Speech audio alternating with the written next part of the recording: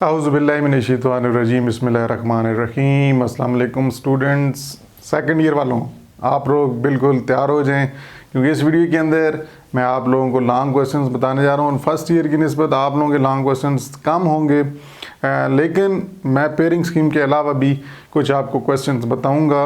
वो मेरी एक अपनी राय होगी, ठीक है। आप यहाँ पर देख सकते हैं कि मेरे अपनी ओपिनियन है कि इनकी तैयारी होनी चाहिए, लेकिन साथ साथ मैं आपको ये भी बताऊंगा जी पेयरिंग स्कीम के मुताबिक कौन से क्वेश्चंस किन चैप्टर्स में आएंगे जो पेयरिंग स्कीम के अंदर एक आइडिया रफली दिया गया है। तो चैनल पर अगर आप फर्स्ट टाइम आए तो चैनल को जल्दी से सब्सक्राइब कर लें और घंटी के निशान को क्लिक करके ऑल नोटिफिकेशंस को सेलेक्ट कर लें, ताकि जब भी मैं वीडियो अपलोड करूं तो आप तक वो पैसेज पहुंचे कि वीडियो अपलोड हो गई, आगे देख लें।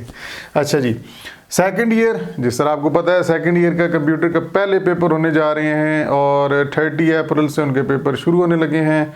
कोई स्टूडेंट्स ने तस्वीरें उठा ली हैं, नमाज़ें पढ़ने शुरू कर दी हैं, तो ठीक है, वैसे भी पढ़नी चाहिए, सिर्फ पेपर के करीब ही नहीं पढ़नी चाहिए नमाज। और अल्लाह ताला आपको कामयाब करे, जिन्होंने मेहनत की हैं तो इंशाल्लाह उनको अच्छा आउटपुट मिलेगा। तो कंप्यूटर साइंस सेकंड ईयर की अगर बात करें तो पेयरिंग स्कीम जो मैंने वैसे इधर मैंने आपको पहले वीडियो अपलोड करके दी हुई है पेयरिंग स्कीम वाली सेकंड ईयर की। उसमें क्वेश्चन आपका जो थ्योरी का आना है एसएस का, वो पहले 7 चैप्टर्स में से हैं, ठीक है जी। उन्होंने जो क्वेश्चन बताया हुआ है वो बताया हुआ जी चैप्टर 3 में से, चैप्टर 6 में से और चैप्टर 7। अच्छा, 3 का जो उन्होंने बताया ना, उन्होंने 3 का ये बताया कि क्वेश्चन नंबर 5 जो होगा आपका, ठीक है, क्वेश्चन पेपर के ऊपर, वो चैप्टर 3 से आएगा, मतलब वहाँ पे कोई ऑप्शन नहीं रखी हुई।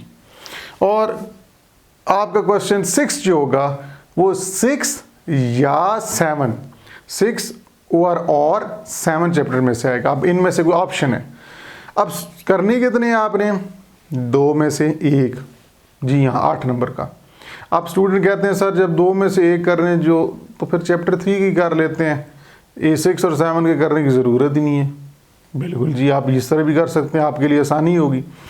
लेकिन ये तो जो 3, 6, 7 चैप्टर में से लॉन्ग क्वेश्चन आएंगे, कौन से आएंगे ये बताने जा रहा हूँ।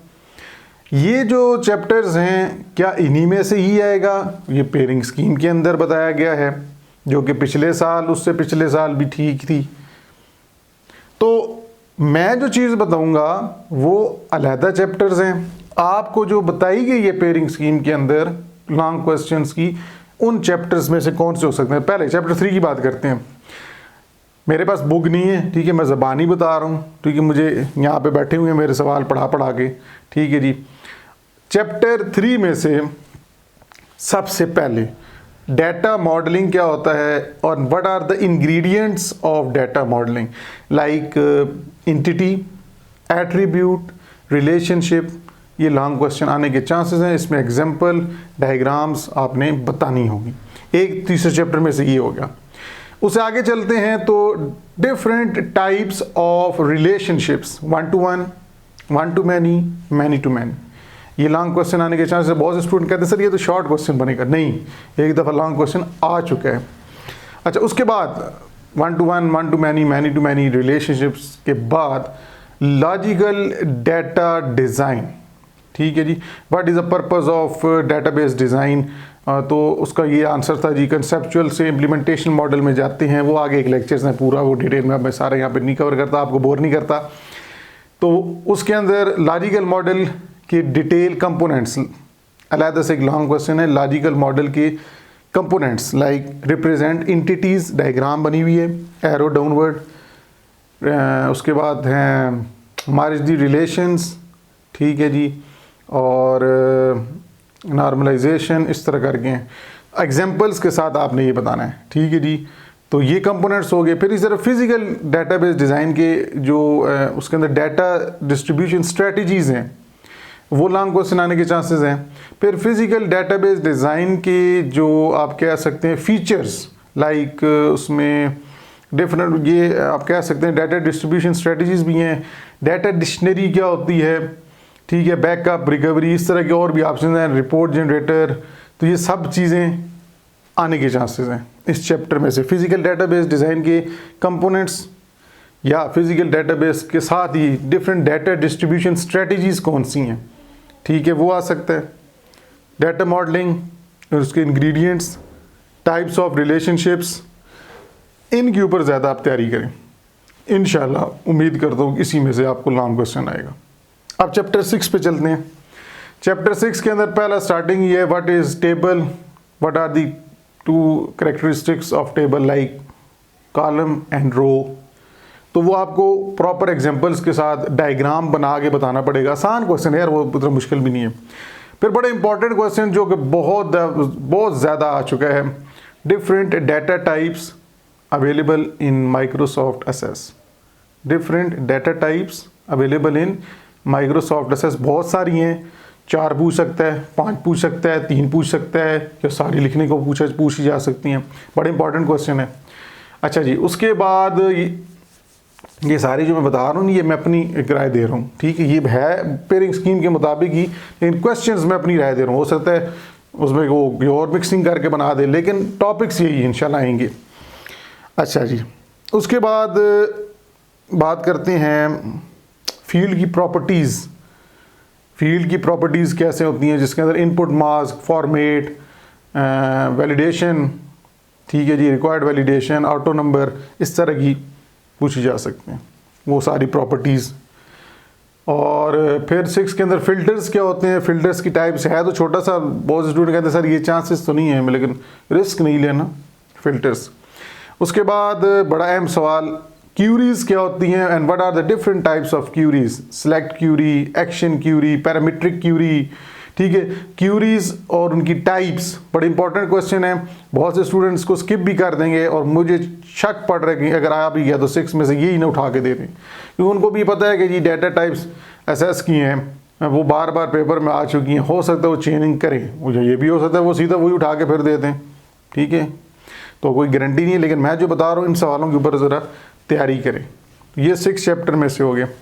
7 के अंदर से मतलब इतना उम्मीद तो नहीं है कि आएगा। कॉलम्स वो आप कह सकते हैं फॉर्म और फॉर्म की types, columnar form, tabular form, data sheet form, इस तरह करके जो है जस्टिफाइड फॉर्म और उसकी टाइप्स। एक आखिरी इसी चैप्टर के अंदर क्वेश्चन है जो कि मैंने अपने स्टूडेंट्स को नहीं कराया, स्विच बोर्ड, उसका प्रोसीजर। वो प्रैक्टिकल था तो हमारे पास प्रैक्टिकल फैसिलिटीज़ नहीं थी, तो फिर आपको पता है मैं यहाँ पर ही सारा समझा देता हूँ। मेरे स्टूडेंट्स मुझे अच्छी तरह जानते हैं, जो मेरे पास पढ़ रहे हैं वो इस सवाल का जवाब समझ गए होंगे। तो ये है जी चैप्टर 7, ठीक है जी। 7 के अंदर अब ये जो 3 मैंने आपको चैप्टर के क्वेश्चंस बताए हैं, इनको आप अच्छी तरह तैयार कर रहे हैं, इंशाल्लाह आपका ये वाला अटैम्प्ट हो जाएगा, क्योंकि आपने 2 में से 1 कर रहे हैं ना। तो ये उन्होंने कहा 6 या 7 में से आएगा या 3 में से आएगा, तो आप 3 में से तो कन्फर्म कह रहे हैं आएगा, तो 3 वाली कर लो। 3 में से कोई भी आ गया आप कर ले, 8 1 करना है ना, 1 हो जाएगा। अब मेरी अपनी जो माई ओपिनियन, मैं कहता था कि चैप्टर 1 2 4 में से भी तैयारी करनी चाहिए। अब आप कहेंगे सर ये तो आपने परेशानी में डाल दिए, पेयरिंग स्कीम भी बता दिए, ऊपर से आप अपनी राय भी दे रहे हो। मैं अपनी राय दे रहा हूँ, बेशक आप इसको फॉलो मत करें। मैं इसलिए दे रहा हूँ कि हमें रिस्क नहीं लेना। हमने पेपर में जाके जब बैठने हैं तो हमें कोई टेंशन ना हो, आप बैठे हैं चिल माहौल में, बिल्कुल रिलैक्स होके कि कोई जी जिधर मर्जी आ जाए, पेपर जैसा आ जाए कर लेंगे, देख लेंगे। समझ आ गई? इसलिए मैंने कहा चैप्टर 1 के अंदर से डाटा प्रोसेसिंग क्या होता है ये मैं आपको सिर्फ बता रहा हूँ। तैयार आप अपनी मर्ज़ी से करें ना करें, आपकी मर्ज़ी है, लेकिन ये तो है, ये तो लाजमी तैयार कर रहे हैं। चैप्टर 1 में से डाटा प्रोसेसिंग क्या है, what are the activities, data capturing, ठीक है, data manipulation, managing output result, उसके अंदर और भी डिफरेंट ऑपरेशंस। ये एक लॉन्ग क्वेश्चन होगा। फिर उसके बाद ट्रेडिशनल फाइल अप्रोच की डिसएडवांटेजेस, जिसमें data redundancy, data inconsistency, data and application programs dependency, ठीक है जी, ये लॉन्ग क्वेश्चन जो डिसएडवांटेजेस हैं ट्रेडिशनल फाइल अप्रोच की। फिर उसके बाद डेटाबेस क्या होता है, सिस्टम, उसके कंपोनेंट्स, ठीक है, सॉफ्टवेयर, हार्डवेयर, पर्सोनियल, इस तरह। फिर उसके बाद हम बात करते हैं DBMS के एडवांटेजेस और डिसएडवांटेजेस, ठीक है। और एक सवाल मैं मिस कर गया, sorry, models, data models, hierarchical model, network model, relational model. तो ये जो मैंने चैप्टर 1 के ये क्वेश्चंस बताए हैं, इनको भी एक दफ़ा देख लेना, परेशान नहीं होना। आप लोग परेशान होंगे कि ये भी करने हैं। पेयरिंग स्कीम के मुताबिक तो ये चैप्टर्स बताए गए हैं। मैं अपनी राय दे रहा हूँ कि अगर आपकी तैयारी हो नहीं किए हुए तो फिर वही कह सकते हैं कि अल्लाह के वाले, लेकिन साथ साथ करने चाहिए थे। अगर किए हुए हैं तो एक दफ़ा नज़र उसके ऊपर दोहरा लेनी है, देख लेना है उसको। चैप्टर 2 में से एक ही लॉन्ग क्वेश्चन मेरी नज़र में अगर आता तो वो आ सकता था कि जी कीज़ क्या होती हैं, डिफरेंट टाइप्स ऑफ कीज़ के बारे में बताएं। प्राइमरी की, फॉरेन की, सेकेंडरी की। डाटाबेस के अंदर कीज़ की बड़ी एक अहमियत है। जिन्होंने पढ़ा हुआ है उनको बेहतर पता है, मैंने पढ़ाया भी है। जो यहाँ पे भी मेरे पास स्टूडेंट्स हैं उनको भी पता है। प्राइमरी की, सेकेंडरी की, फॉरेन की, कंपोजिट की, ठीक है, अल्टरनेट की, कैंडिडेट कीज़, बहुत सी कीज़ होती हैं, शॉर्ट कीज़, डिफरेंट यूजेज इनके हैं। तो अगर इस तरह का लॉन्ग क्वेश्चन अगर मैं वैसे बता रहा हूँ कि हो सकता है कि इनमें से पेयरिंग स्कीम को फॉलो ना करें, दे दें मिसाल के तौर पे, तो आपको सारी डायग्राम्स बनानी है, लेबलिंग करके जी ये प्राइमरी की होता है, ये कॉलम के अंदर ये कॉलम प्राइमरी की है, बाकी नॉन की एट्रीब्यूट्स हैं। की एट्रीब्यूट्स कौन से होते हैं मैंने पढ़ाया हुआ है, मैं पढ़ाने के लिए नहीं आया, मैं सिर्फ आपको पेपर गाइड करने के आया हूँ इस तरह का। फिर उसके बाद बाकी डिफरेंट जो हैं कीज़, जिन कीज़ के साथ डायग्राम्स हैं वो आपने लाजमी लिखना भी है और डायग्राम भी लेबल करनी। चैप्टर 4 में एक दफ़ा लॉन्ग क्वेश्चन आ गया था। मैंने अपनी क्लास को वो लॉन्ग क्वेश्चन कभी नहीं कहा था उस टाइम। तो वो उन्होंने क्या किया कि फंक्शनल डिपेंडेंसी क्या होती है और 3-4 चीज़ें मिक्स करके वो एक लॉन्ग क्वेश्चन बना दिया। तो चैप्टर 4 में इसी तरह के चांस है। एक और चांस ये भी हो सकता है कि एक टेबल दे दें, एक छोटा सा टेबल बना के दे दें और कहेंगे जी इसमें से इस टेबल को फर्स्ट नॉर्मल फॉर्म में लेके जाएँ, सेकंड में लेके जाएँ या थर्ड में लेके जाएँ। ठीक है, इस तरह के सवाल भी आने के चांस कभी भी नहीं आया। ठीक है, सोचना तो अपने तरीके के लिहाज, हर टीचर अपने लिहाज से सोचते हैं। तो ये आपको मेथड्स पता होना चाहिए, जहाँ से मर्जी उठा के टेबल दे दें। ठीक है, मेथड्स मैंने पढ़ा, अपने स्टूडेंट्स को पढ़ाए हुए हैं और अगर आप फॉलो करते तो आप भी यहाँ पे सीख लेते। लेकिन चलें, फिर आप कभी सेकंड ईयर के, क्योंकि दोबारा मैंने पढ़ानी है, तो सेकंड ईयर के अंदर कुछ टॉपिक्स रह गए थे, उनकी दोबारा वीडियो बनेगी। जिनके पहले बनी हुई है वो तो वीडियोज़ आपकी यहाँ पर अपलोड होंगी, तो हम उसके अंदर दोबारा सीख लेंगे। ठीक है जी, तो ये मेरी ओपिनियन थी। ठीक है जी, आप मेरी ओपिनियन को साइड पे करना चाहते हैं साइड पे कर दें, पेयरिंग स्कीम को फॉलो करना है उसको करें। ये मैंने एक अपनी राय दी है। ठीक है जी, पेयरिंग स्कीम के मुताबिक इन चैप्टर्स में से आएगा। और मैंने फिर ये भी बता दी कि 6 और 7 में से इन्होंने ऑप्शन दी हुई है, ये 3 में से लाजमी उन्होंने क्या आएगा। अगर पेयरिंग स्कीम में से लॉन्ग क्वेश्चन नहीं आया, इनमें से आ सकते हैं, तो वो कौन से आ सकते हैं वो मैंने आपको बता दिया। बाकी इंशाल्लाह अल्लाह ताला बेहतर करेगा। उम्मीद करता हूँ कि आपको ये सारी चीज़ें समझ आ गई होंगी। कोशिश करें, मेहनत करें, जिसकी नीयत सही होती है अमल का दारोमदार कहते हैं नीयतों पर है। नीयत साफ़ है, इंशाल्लाह आपको कामयाबी मिलेगी। और अल्लाह ताला मेहनत करने वालों के साथ होते हैं, उनके लिए रास्ते खोल देते हैं। तो बिल्कुल परेशान नहीं होना। हाँ, जिन्होंने बिल्कुल पढ़ा नहीं है, बिल्कुल ही उनके लिए परेशानी होगी। तो पढ़ना था टाइम पे। ठीक है जी, इंशाल्लाह नेक्स्ट वीडियो में मुलाकात होती है आपसे। दुआओं में याद रखिएगा और चैनल को जल्दी से सब्सक्राइब कर लिया। इंशाल्लाह मिलते हैं नेक्स्ट वीडियो में, तब तक के लिए अल्लाह हाफ़िज़।